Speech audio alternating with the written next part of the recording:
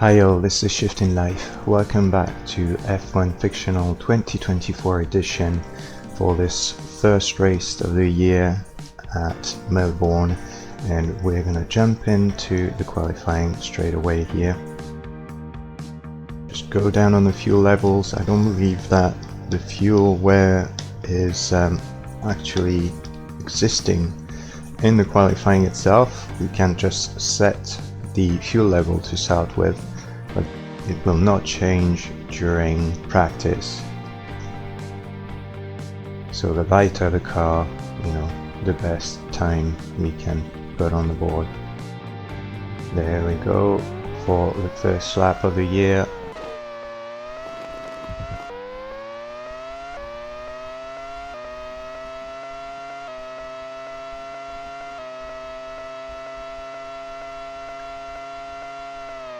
This outlap will not really give us a real indication of where we stand. We'll need to wait for the second lap to really get an idea of how well we are performing.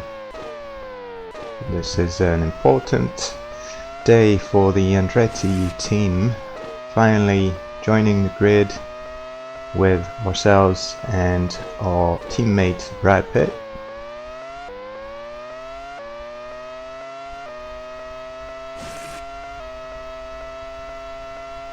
So nobody really knows what the car is capable of, really.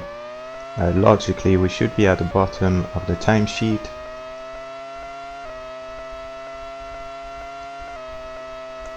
But you never know. Other drivers might not perform well on this particular day for whatever reason. Maybe they won't be able to dial in the right kind of setup.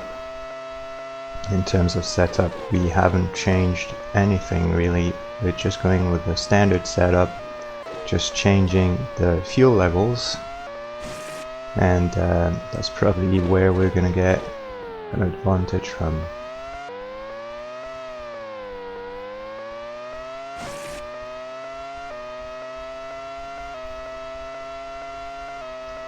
So I believe my best ever lap time was a 1:32 something, so we're gonna try and aim for that, and I reckon this could put us somewhere around the midfield, but we'll find out soon enough. Not many teams have been running yet, so it looks like we are fast in 6th place, but this will not stay like that for long, I'm sure.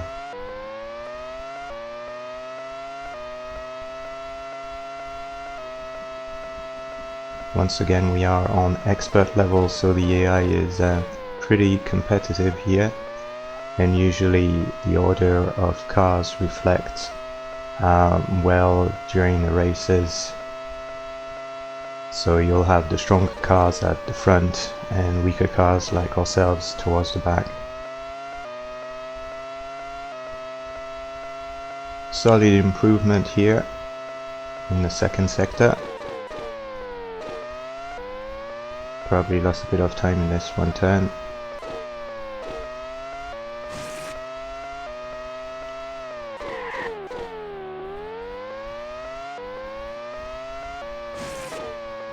So 12 lap is not a whole lot of laps to try and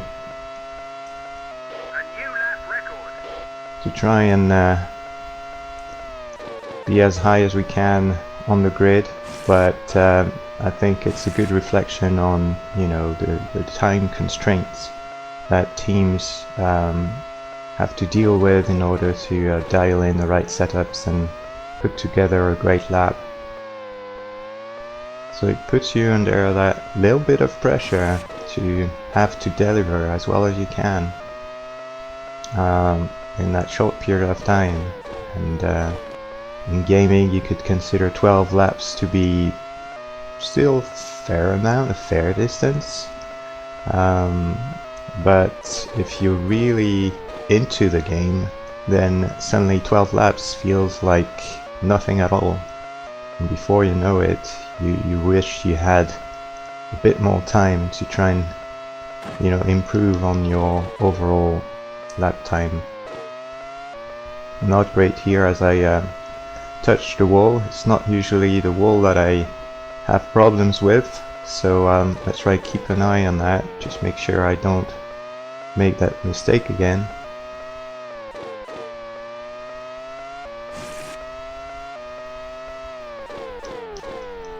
I really love the aesthetics of this game. Those sparks coming out, it's just beautiful. It's quite simple graphics altogether, but it's very readable, very clear, very easy to see where you're going, which can't be said of all PS1 games of the era.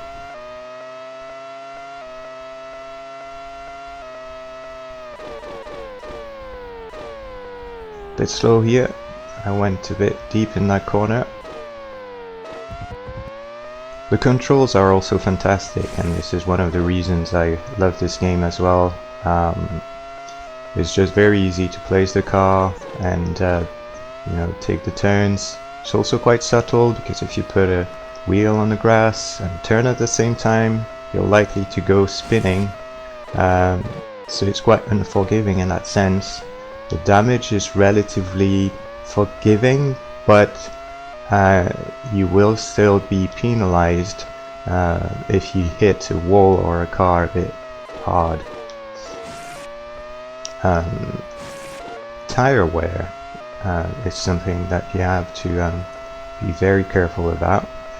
If you know, block your wheels, skid a bit too much, push too hard, go off track, the tire wear will suffer extremely, and you will have to pit. You basically can't drive once the tires go past the yellow color on the damage indicator. So that's another cool point. There's not that many games on the PS1 where you actually have to look after your tires and make an effort to change your driving style to preserve those tires. So that'll be the cool thing in a race, and this is why we will be doing a half distance race this season, because this is the fun of it. It's the strategy, looking after your tires and trying to be consistent lap after lap. The racing in itself is also very cool here, and the AI is most of the time pretty clever, defending positions, attacking you, and putting on a compelling show.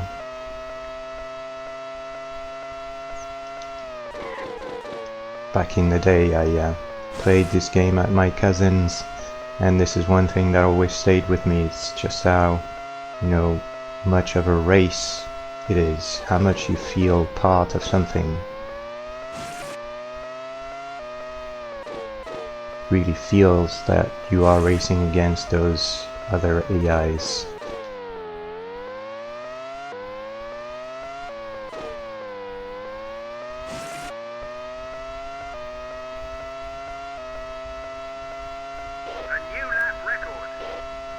We'll be using the outside view for most of our time with this game here. I just find it very pleasing, and it's very easy to control as well, and gives us a good idea of where other cars are around us.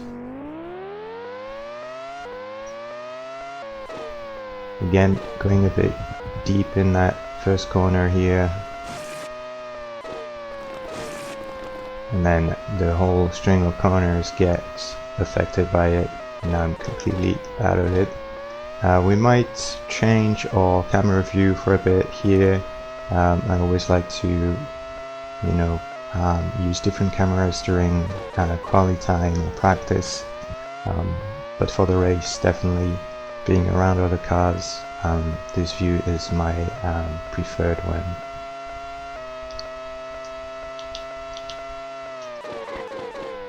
So this cockpit view here is kind of okay when you're on your own. I remember back in the day I was using that quite a bit.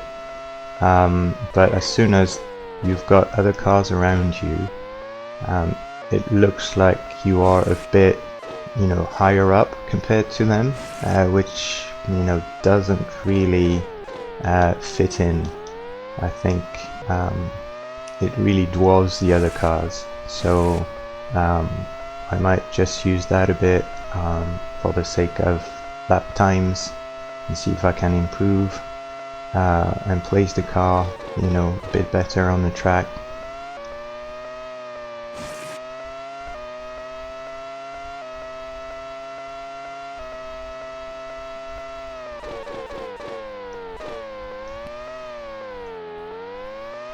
I'm pretty fond of the assets dotted around the track as well. Once again, it's all very simple, but it's very clear and really immerses you into a specific place. It does a good job of recreating those tracks. Obviously they're not the most accurate, but they do look fairly close, and it's easy to know that you are in Melbourne at the moment, on this famous F1 track.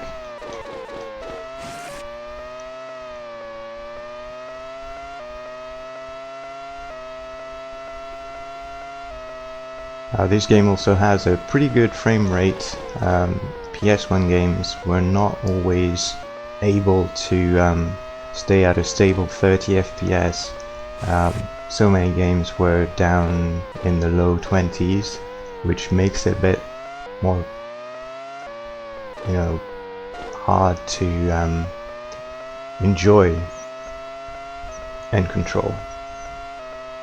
Okay, no improvement at the moment.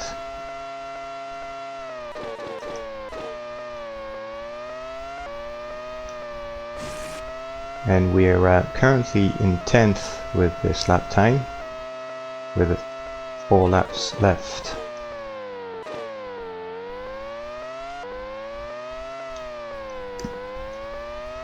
So fuel consumption and tire wear will be a thing during the race. Doesn't seem to affect us here during practice. It will also be relative to the length of the race, so that's always a good little feature. I always quite like relative wear in games. I think it makes the whole experience a bit more enjoyable.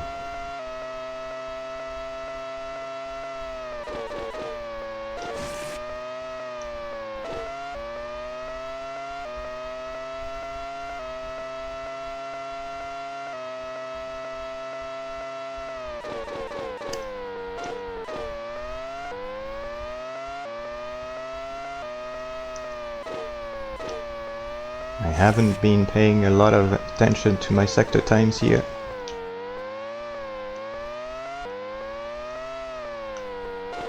So this will be a surprise, I'm not sure. It doesn't look good. Now 1.7 seconds slower than our best. Let's move on to the hood view, which would be my second favorite view.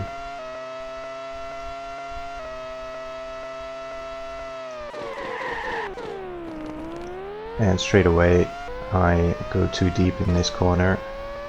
I will have to watch out for this during the race. It's funny how sometimes it's not the same corner that gives you problems. Every other time I practice, I seem to go off in a different corner, which is definitely going to make things interesting for the race. Usually this wall is one that I have to be very wary of, as I tend to understeer into it quite easily.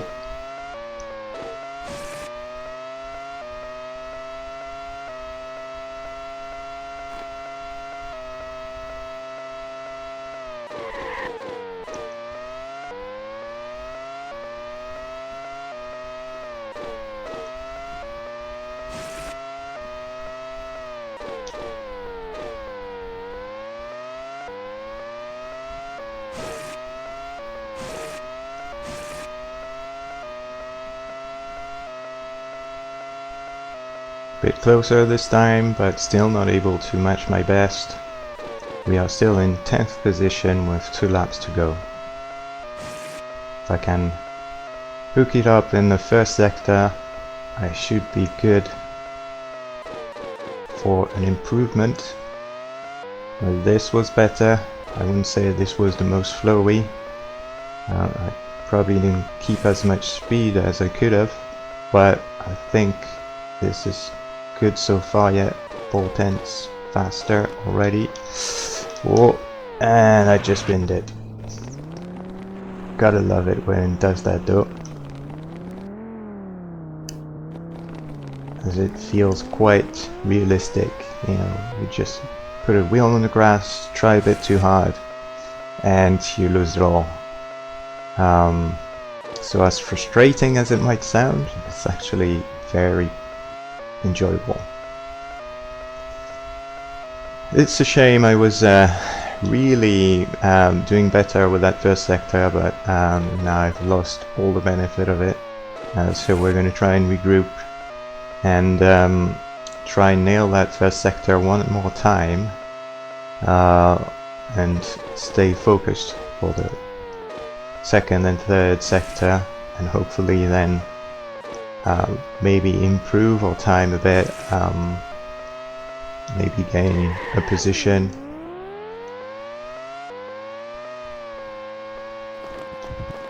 Oh, this is not a good start of the lap.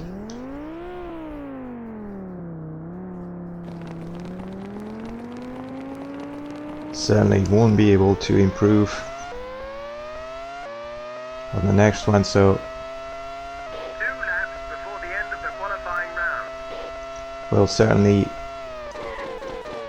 be down to the very last lap for us to try and improve. We're now down to 12th.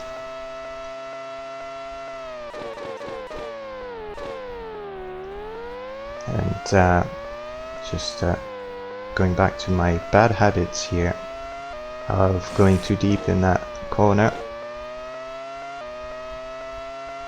Come on, we know we can do it. We know we can improve by 4/10. That's gotta be at least a position, right? Maybe that would put us back to 10th on the grid. Whoop. See, I hadn't clipped the graphs here once during this qualifying session. And it's only now, on lap 11, that I do it. It's just very interesting. It's just a testament of how easy it is to place the car and find different lines. So I'm really enjoying this, driving this game.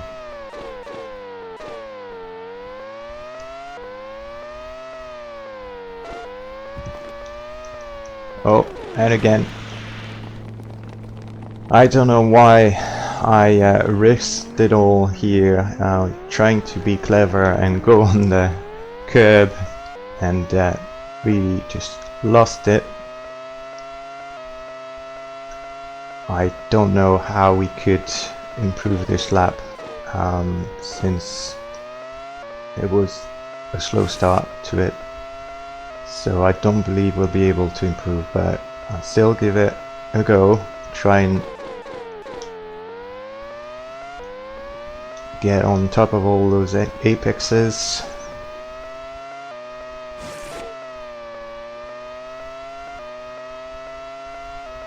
Yeah, we're 3/10 down.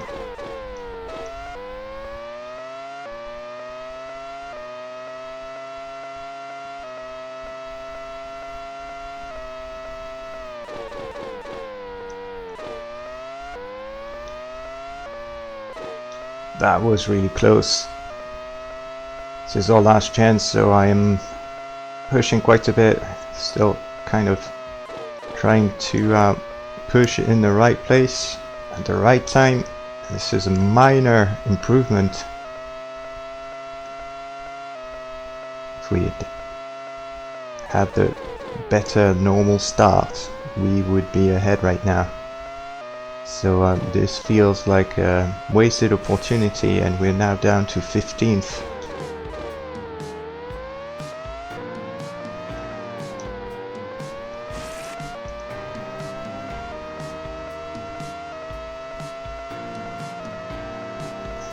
Not able to improve at all, unfortunately. Carlos Sainz with the Ferrari on pole position, followed by Max Verstappen. Interesting front row here. Sergio Perez with the second Red Bull in third place, followed by Leclerc. So the Ferraris seem to be quite strong this year. Aston Martin in fifth with Fernando Alonso. Oscar Piastri in sixth with McLaren, followed by Lando Norris. So Piastri doing a bit better than the number one driver in his team. Interesting. That's a promising battle for the season, wouldn't you say? I wonder if there will be team orders. Sebastian Vettel returns in 8th place, so we've got to allow for him to have a bit more time before he gets back to his top form. Obviously Fernando hasn't been away, so he's still performing really well. So looking forward to see if Vettel can do something in the race though. Albon with the Williams gets an excellent 9th place, followed by Lewis Hamilton. Yeah, the Mercedes are in trouble this year, it seems. George Russell in 11th, just behind his teammate, followed by the house of K-Mag. So pretty good start of the season for Kevin here. Let's see what he can do in the race. In 13th place we've got Esteban Ocon with the Alpine, Yuki Tsunoda with the Porsche in 14th. We are in 15th place for the Andretti team. Gasly in 16th with the second Alpine. Mick Schumacher is having some troubles here on his first quali of the year, down to 17th place. So that's a bit disappointing when you look at Albon in 9th. But you've got to think that probably being away from the races for a couple of years means that he might have some work to do before he gets back to his top form. Hülkenberg, disappointing 18th here. Ricardo as well, pretty far down the line compared to his teammate. And Brad Pitt was in 20th with the second Andretti car. So it's good to see that we are not the last team on the grid, as it seems that Audi is unfortunately the weaker team for this first qualifying. We'll see what they can do in the race with Valtteri Bottas outperforming Giovanni. There we go. This wraps up the first qualification of the year here on F1 Fictional 2024. This is Shifting Life. Thank you for watching, and I'll see you in the next one.